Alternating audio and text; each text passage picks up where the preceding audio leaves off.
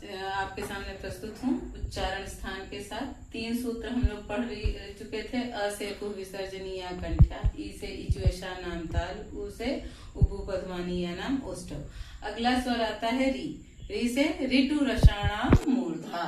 आपके सामने सूत्र है, देखिए ऋतु रसाणाम मूर्धा, यानी री से ऋकार, ह्रस्व और दीर्घ, टू से ट वर्ग पूरा, ट ठ ड ढ ण, और र। यह र ल व में जो 4 आपके अंतस्थ वर्ण होते हैं उनमें र रकार का उच्चारण स्थान भी मूर्धा है और ये मूर्धन श का उच्चारण स्थान मूर्धा है। इन वर्णों का उच्चारण स्थान इस सूत्र से मूर्धा होता है और इसको हम जब बोल के देखते हैं तो और स्पष्ट हो जाता है। जहां से आप ट बोलते हैं ट, उसी जगह जब आपको मूर्धन्य श का उच्चारण करना होता है तो इसका भी उच्चारण करें। जैसा कि मैंने आपको इचुएशा नाम ताल में तालव्य श का उच्चारण स्थान, जहां जीभ आपकी च पर छूती है उसी जगह छुआ करके जब आप श बोलेंगे तो श का उच्चारण स्थान शुद्ध होता है। अब इसी तरह मूर्धन्य श का उच्चारण स्थान जहां जीभ आपकी छूती है ट के लिए, ट ठ ड ढ, वहीं पर आपकी जीभ छूनी चाहिए तो आपका शुद्ध मूर्धन्य श का उच्चारण स्थान होगा श। ये आपका इन वर्णों का उच्चारण स्थान मूर्धा। अगला सूत्र आता है री से 5वां नंबर, ऋतु लसानाम दंताः। ये इस सूत्र की व्याख्या देखिए। री से लिकार, ली स्वर, तू से पूरा, त वर्ग, त वर्ग और लकार, ल और दंत स। इन वर्णों का उच्चारण स्थान क्या है? दंत। इसको हम बोल के देखेंगे, बोलिए ली। ली में जीभ हमारी दांत के पास छूती है। फिर त वर्ग पूरा देखिए, त थ द ध न। उसके बाद आता है ल और स। ये स दंत स कहा जाता है क्योंकि इसको बोलने में हमारी जीभ दांत के पास छूती है। जहां से हम त थ द ध बोलते हैं वहीं से हम स भी बोलेंगे, त थ द ध न स। इस प्रकार से इन वर्णों का उच्चारण स्थान दंत होता है। अगला सूत्र है ए से। ए दई तौ कंठ तालव्य। देखिए ये भी द्विवचन का रूप है क्योंकि यहाँ पे कंठ और ताल दो की बात की गई है। कंठ और ताल दोनों की सहायता से बोले जाते हैं कौन? एत। इसका अगर हम विच्छेद करेंगे तो यहाँ पे व्यंजन संधि है, द का त हो जाएगा एत, और द पे जो ऐ की मात्रा हो गई है वो अलग हम कर लेंगे तो ऐत।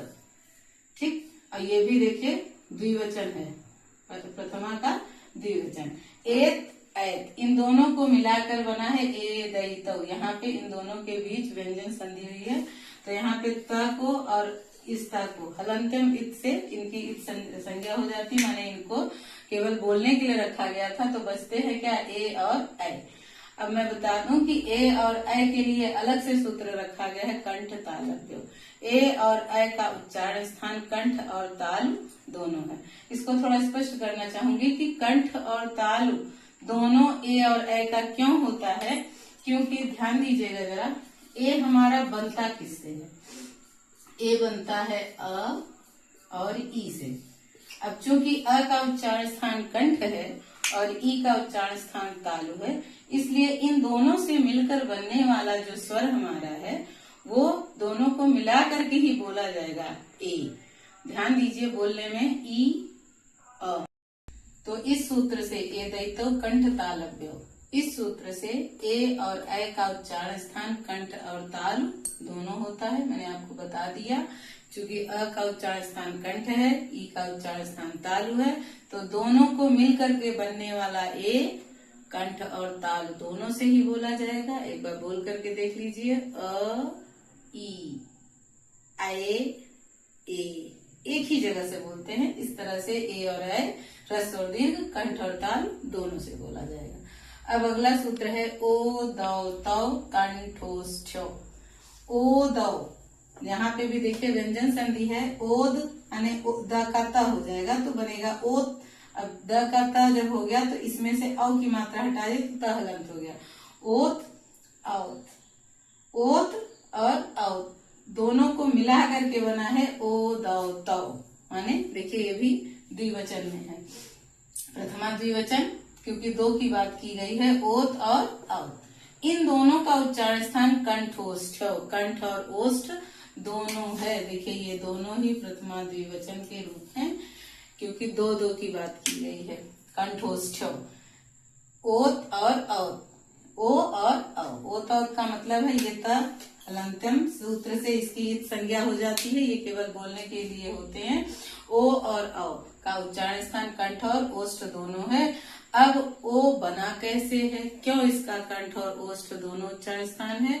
क्योंकि ओ बनता है अ और उ मिलके, अ और उ से बना है ओ, इसलिए अ का उच्चारण स्थान कंठ है, उ का उच्चारण स्थान ओष्ठ है। तो दोनों से मिलकर बनने वाला जो वर्ण हमारा होगा उसका उच्चारण स्थान कंठ और ओष्ठ दोनों होगा। तो ओ और औ बोल करके देख लीजिए, अ उ ओ, यहाँ कंठ से भी आ रहा है, ओष्ठ का भी प्रयोग, ओ औ। इस तरह से अ और उ इन दोनों से मिलकर के बनने वाले ओ और औ का उच्चारण स्थान कंठ और ओष्ठ दोनों है। उच्चारण स्थान का हमारा ये अंतिम सूत्र है, 8वां। ये पंचम वर्ण की और कहता है, च माने और, माने जितने नासिक के वर्ण हैं ये अपने वर्ग के उच्चारण स्थान के साथ ही और नासिका से बोले जाते हैं। माने इन 5 वर्णों के जो पंचम वर्ण हैं, य म ग ड़ और न, इन 5 वर्णों का उच्चारण स्थान नासिका है। ठीक, तो बोल के देख लीजिए, य जो है जहां से च छ ज झ बोलते हैं वहीं से य भी बोलेंगे, यानी तालु का स्पर्श होता है।